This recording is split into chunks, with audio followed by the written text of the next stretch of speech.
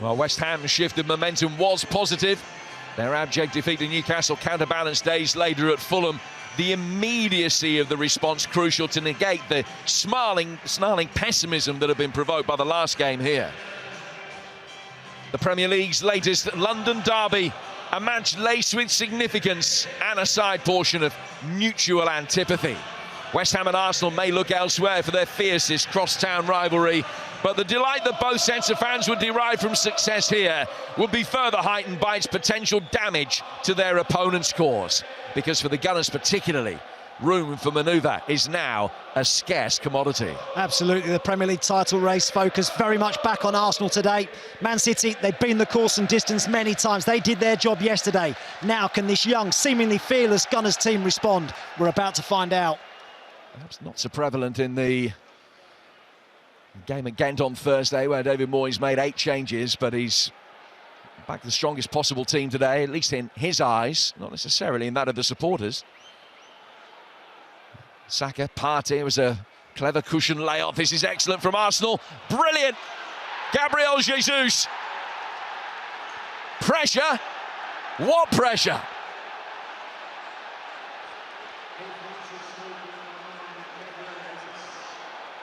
Six and a half minutes in, and the Gunners take another significant step.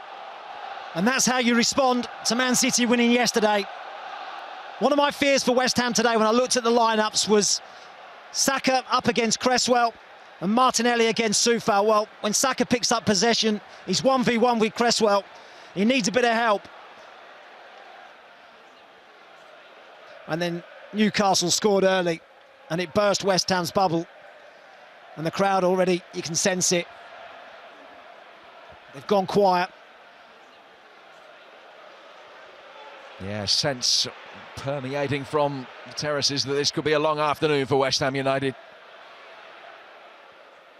Tierney back for Martinelli. Showing no ill effects of that knock that he picked up. It's a great ball in. Ødegaard makes it 2. A lightning quick start from Arsenal. And for West Ham, it's all going wrong again.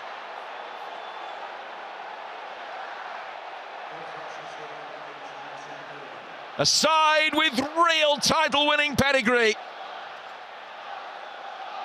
And for all of the experience on the West Ham bench, they know they've got a major problem now. Yeah, they certainly do. I mean, he had 2 goes at it, Martinelli. When he picks this ball up, I'm thinking, get tight, stop the cross. Look at Souček, he backs off and allows him to put the ball into the area. Then he gets himself back into the space. Soufal does a better job of getting tight, but not tight enough. And he delivers a teasing cross to the far post. Antonio up against Gabriel. I just feel as though if that was Rob Holding, he might have got away, but Gabriel stuck with him. Now given away by Partey. Rice playing it back. Penalty. Paquetá going down under the challenge. Frustration for Gabriel, and almost out of nothing, West Ham have the chance to throw themselves a lifeline. Well, in the first couple of minutes, Declan Rice really pushed in, was playing really high. And Said Benrahma has the chance to get West Ham United back into this game. Scored at Arsenal earlier this season. Can he score against them again? He can. Half an hour of Arsenal dominance, but they now only have a 1-goal lead to show for it. Well, West Ham were lifeless the first half an hour. They've now got a lifeline. Cool from Benrahma, sending Ramsdale the wrong way. Now, will West Ham be able to make a little bit more of a platform now? There is the goal scorer, Benrahma. He's ran down a blind alley, the best he could hope for, really, to win a free kick, and Arsenal have obliged him. Yellow card to boot for Thomas Partey. When he picked up possession here, Benrahma, he had it all to do. And 6 Arsenal shirts around him. The London Stadium was feeling very flat until that penalty was awarded. Bowen peels away. In he comes, and Ramsdale just having to flash a hand at it to help it on its way over the bar. Antonio denied, and West Ham have got themselves back in this. This is a good ball, a really good ball. He may actually have been offside, Antonio. It wasn't given.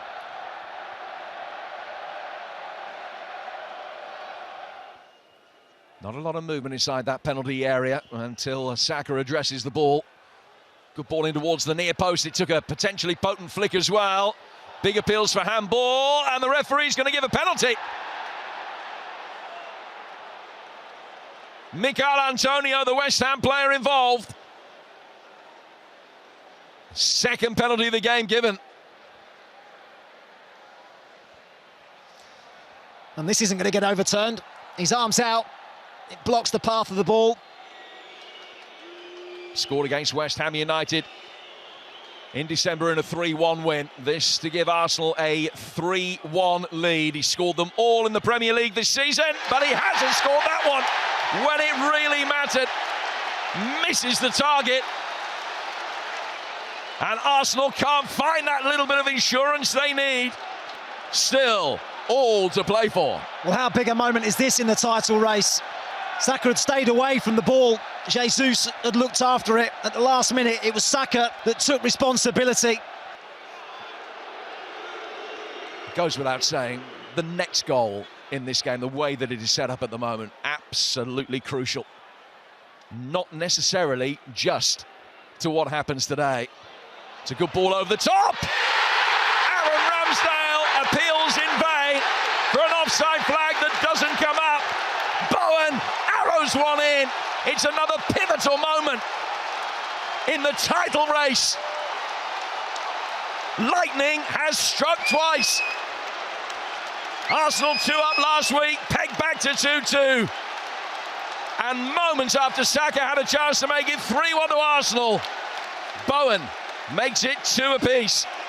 What an incredible 60 seconds. Paquetá goes short. I'm thinking, don't go short, just put it into the box. That's where you've caused the chaos. That's exactly what they do on the return ball into the area.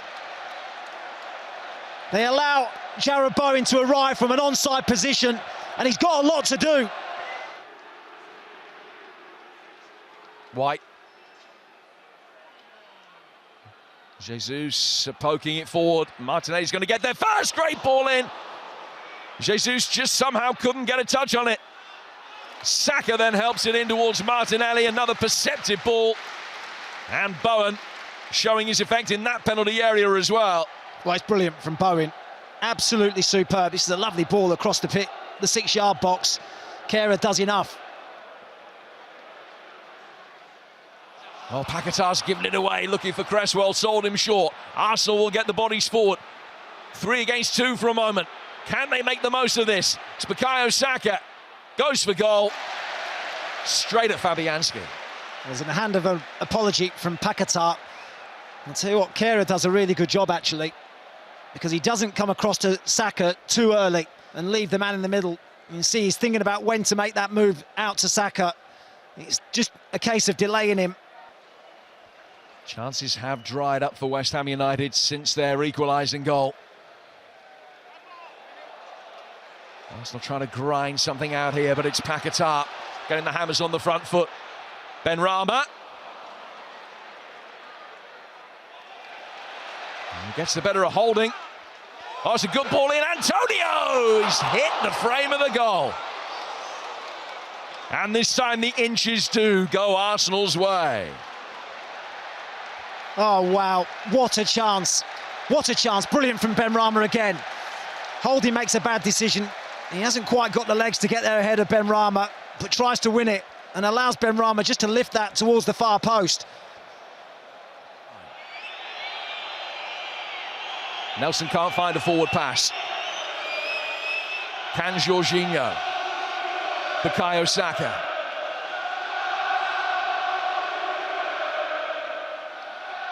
Trossard trying to bring it down. Knocked away from him.